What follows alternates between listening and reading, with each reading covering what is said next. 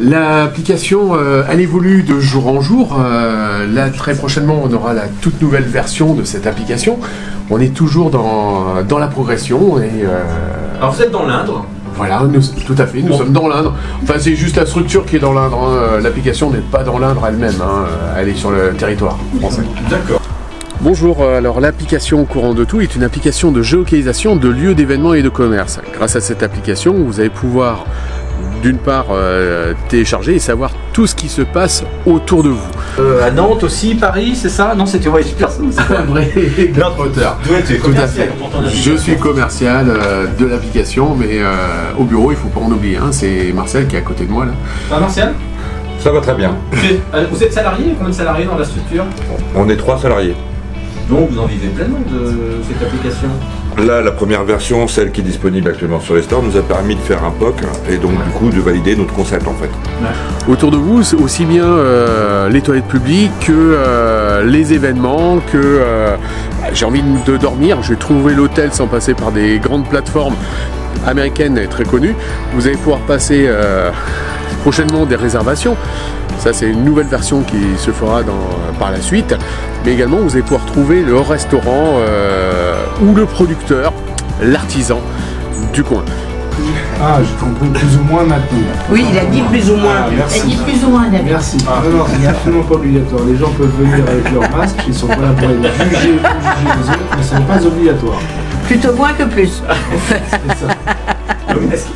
Voilà encore plein de choses à découvrir sur Au Courant de Tout. Vous aurez là également les WC qu'on a tous besoin, des pharmacies que nous cherchons, prochainement les pharmacies de garde. Vous allez pouvoir avoir, suite au problème que nous avons eu avec les stations-service, savoir s'il y a déjà une station-service, si tous les carburants sont disponibles. Voilà. Tout à fait. C'est gratuit toujours? Alors pour les municipalités, c'est entièrement gratuit, et ça on le répète, c'est gratuit pour toutes leurs informations, du moment que celle-ci, c'est pour informer la population.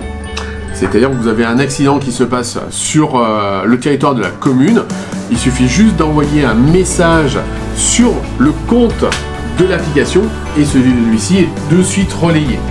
Ensuite, nous avons également tout ce qui est commerce, où là nous avons des comptes payants. Tout ce qui est association, nous avons des comptes gratuits suivant la demande et ça évolue sur un compte payant. Ça veut dire que si ça passe une fois c'est gratuit, si ça passe de façon plus régulière c'est... Non, c'est pas ça, c'est tout simplement le compte est gratuit en lui-même. Ils ont quelques notifications, mais dès qu'ils veulent passer à un niveau supérieur, avoir beaucoup plus de notifications, informer de l'intégralité des événements, là ils n'ont plus qu'à racheter des notifications. Donc à Théier, les 11, 12 et 13 novembre, nous proposons le 2e salon d'automne avec en mise en avant l'association Les Poilus Berrichon qui ont une superbe collection de costumes, objets, livres de la Première Guerre mondiale. Et donc il y aura également une quinzaine d'artistes locaux, peintres, sculpteurs, photographes et créateurs qui nous présenteront leurs œuvres récentes, originales, colorées, le tout dans une bonne ambiance. L'entrée est libre et il y a de quoi se désaltérer et de quoi se substanter. Pour tout ce qui est discothèque, c'est gratuit dans un périmètre de 30 km. Mais comme nous savons très bien que les discothèques ont besoin d'aller beaucoup plus loin, du coup, là ils auront un compte qui est gratuit mais sur une version payante. Je vous aime. Donc en suivant le 15 novembre à Salbris, à la salle des fêtes de Salbris, Georges Villepoux, une très belle animation musicale avec les professeurs de l'école de musique de Salbris et des musiciens professionnels, le tout sur une mise en scène des poupées russes et sous la direction de Jean-Marie Menu qui est donc compositeur et qui va diriger l'orchestre de Salbris.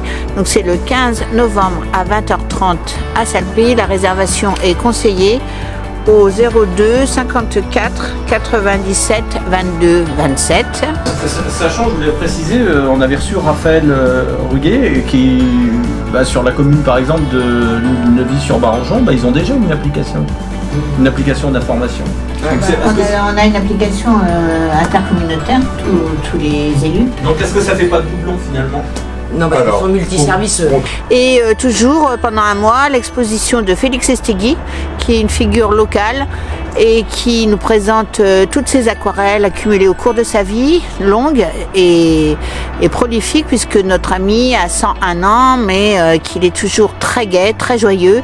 Il est tombé amoureux de la Sologne et il l'a peint, il a fait de magnifiques aquarelles.